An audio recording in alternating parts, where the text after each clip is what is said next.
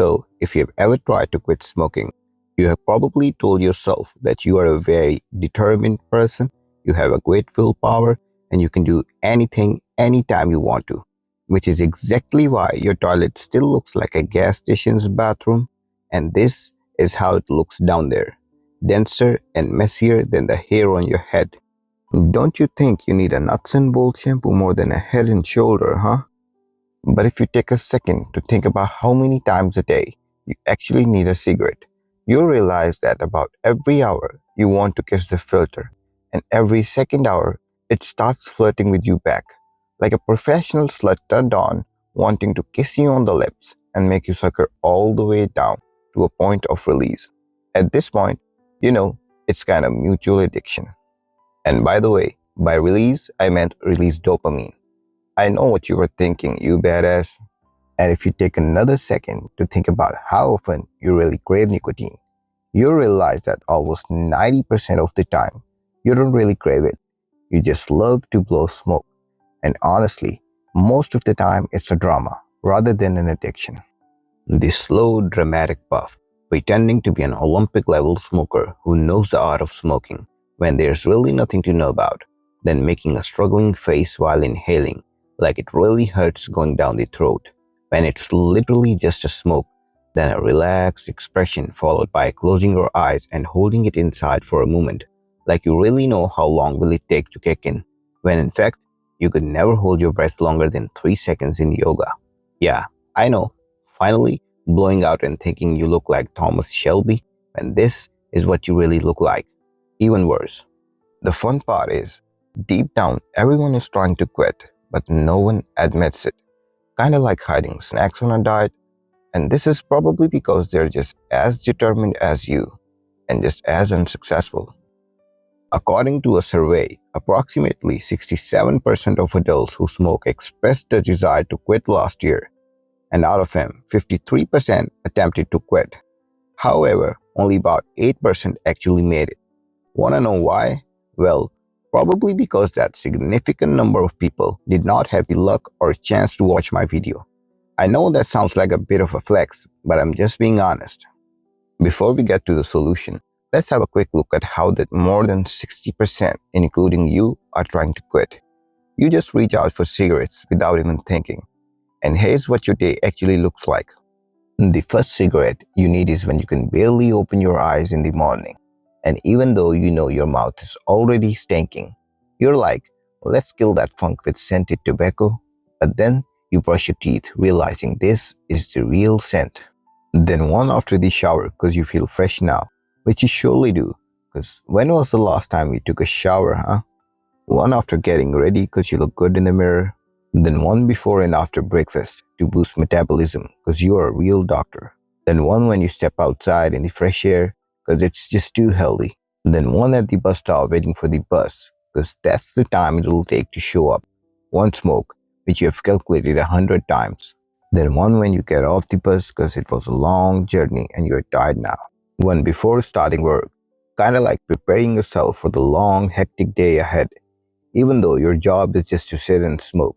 Then one in the coffee break because that's exactly what break is meant for.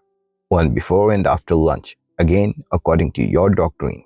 Then one what you call the peaceful smoke, sitting alone like a heartbroken nigga, when in fact you know you're ugly enough to keep girls away. One with your friends because you really have to. Then one after work because you're finally done for the day. Then one waiting for your dinner order because the best way of time pass is by lighting up.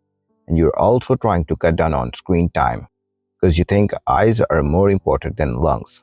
Then one after dinner to improve digestion while you're already brisk walking to your way back home. Then one when you're sitting on the toilet because your digestion philosophy worked out for you and just need a little smoke-powered push to get things going smooth and steady. You are a real genius. Probably even believe people who don't smoke cannot poop. Then one when you go to buy a fresh pack because what else you bought it for. Then one before going to bed because you're trying to quit, aren't you? And finally, the most horrifying part comes. You start dreaming about smoking, realizing your subconscious is as addicted as your conscious mind, and the cycle keeps hitting.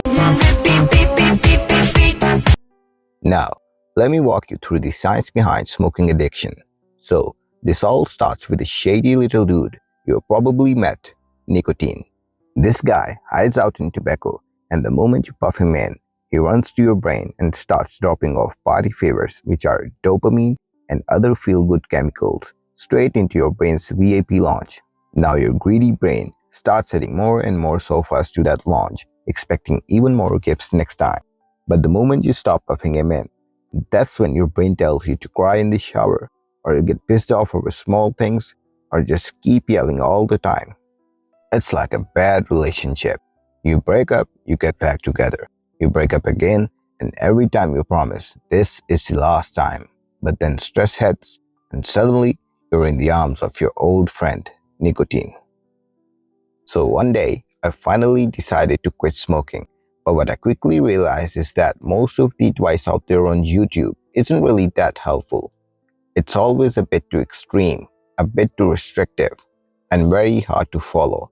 And that eventually led me to figure out something more important, which is that it doesn't really do to quit smoking entirely, all of a sudden. And honestly, you shouldn't. Because having a cigarette once in a while is totally fine. And besides, some stresses cannot be handled the usual way, like you forgot to use protection on your last date, or your dad's money was stolen when you were the only one staying home. And honestly, I must say that cigarettes are a must for such situations, at least emotionally, if not medically. So while you shouldn't quit smoking entirely, here's a simple and easy method I found to at least stop being addicted to it all the time. Step number 1. Update your mental software, which is Smokeless OS version 1.0. This is the first and the most effective step in this journey. So initially, instead of saying to yourself that I quit smoking, say, I'm learning to become someone who does not need cigarettes all the time. Just keep feeding that into your brain. Your brain starts acting like a stubborn child when you make it believe that you have quit smoking. It's quite natural. Ever notice you could have gone longer without the urge to smoke in your busy days? For example, when you visit your aunt's house and they're in full gossip mood, which they are all the time. I know, because all aunts are like that. You are there, sitting for hours, distracted by the flow of conversation, and the idea of smoking doesn't even cross your mind until you leave her house. And it's only then you realize that you spent hours without reaching for a cigarette. That is the real mind game, which leads us to the step number 2, which is the next software update called Smoke Drama Killer version 2.0. The main focus of this step is to start consciously recognizing that smoking is pretty much 90% a drama rather than an addiction. I was convincing myself that it was an addiction, but if you smoke a cigarette very soon after the other and you just try to feel what it's serving you, you'll realize that it doesn't really make any difference. You light it, you smoke it, thinking you're getting something more out of it, but you're exactly the same person you were after smoking the previous one.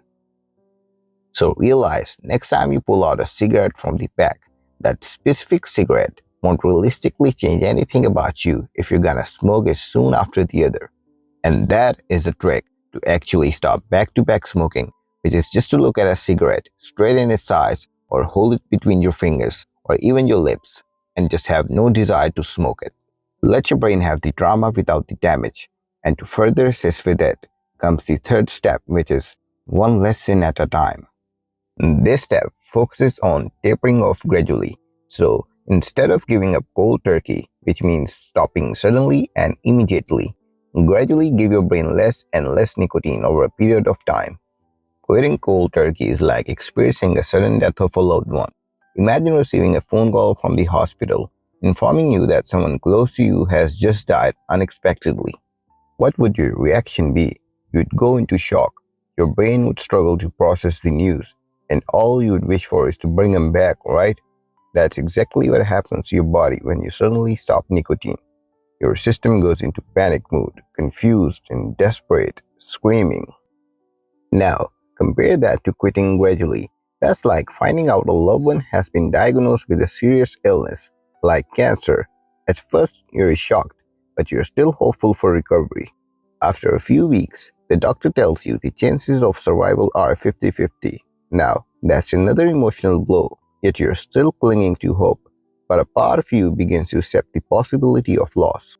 Eventually, The doctor tells you your loved one has passed away. It still hurts deeply, but because you've been on a journey of emotional processing, the shock isn't as brutal. Or maybe there's no shock at all because you were mentally preparing for this outcome. And that's what gradual withdrawal of nicotine does to your body. It gets used to receiving less nicotine and it slowly adjusts to fewer cigarettes without the wild mood swings.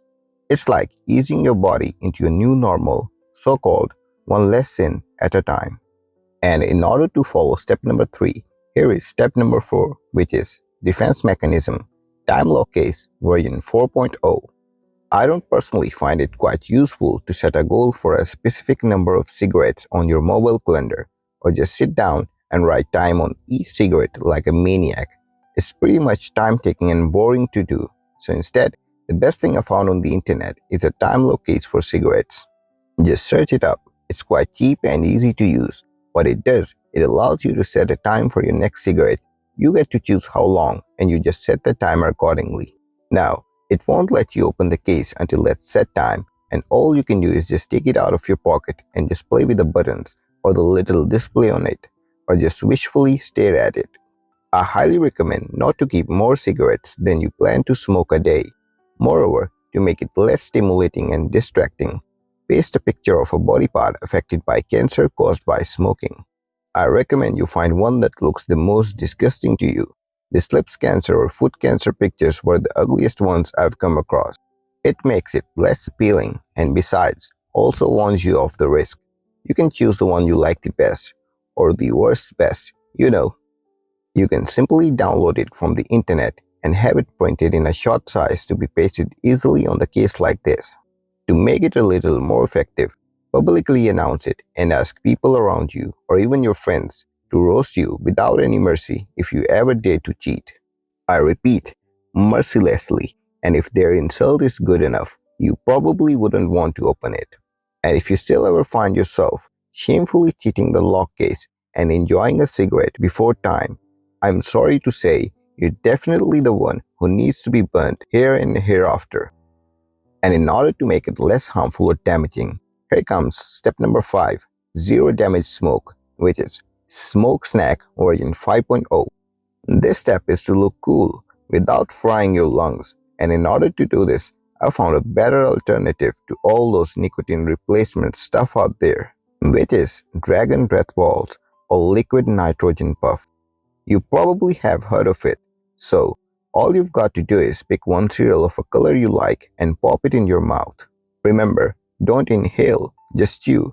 As you bite and breathe, you'll be able to exhale a thick smoke. And welcome, you're in the smoke zone now. You can blow smoke rings or maybe snort out like an old wizard, any way you like it. So next time you crave for a smoke, just snack it, don't drag it. And here's the final step, which is like playing GTA Vice City without the cheat codes, so-called GTA Nicotine Story Mode version 6.0. As I just said, this step is like playing GTA Vice City without the cheat codes. No weapons, no tanks, no girls, no cars, nothing on demand. Just you and a baseball bat and a dream. It's almost as boring as this step, which is to follow all the dumps almost everywhere on YouTube. To name one of them, nicotine replacement therapy. They tell you to get a bunch of nicotine replacement stuff from the pharmacy. And just because you are a real genius, congratulations. You've now added 10 chewing gums, 3 nicotine patches, and 5 lozenges to your daily routine while still smoking a pack.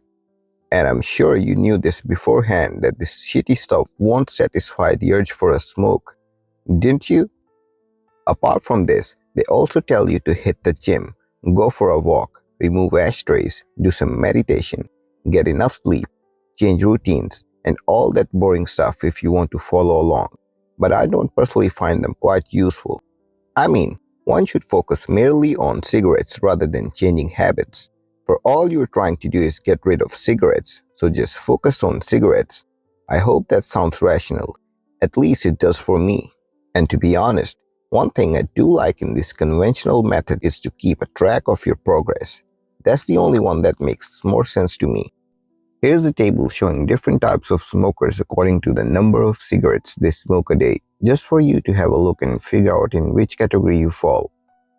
So for example, if you are a heavy smoker, let's say a pack a day, cutting 40% of your cigarettes in the first week is quite safe. That would make it 12 cigarettes a day. So stick to that routine for at least 3 to 4 weeks before reducing it further. Then once you are easy and used to that, cut another 40%, which makes it 7.2. So you either neglect the 0.2 or just have 2 puffs of the 8th cigarette and then just put it out. And honestly, there are no rules. Just listen to your body and set a goal that feels easy and doable for you. Just remember, consistency is the key. That's what really matters. If you stick to a routine and follow these steps, a couple of weeks down the road, you'll be surprised to find out that you have now become a person who does not need cigarettes all the time. It's not about being perfect, it's about the progress. And finally, don't forget to get yourself a gift with the money you have saved. Well, that was all for today's video. Smash that like and subscribe button if you want to see more of my videos in the future. And let me know in the comments if there's something else you'd like me to make a video on.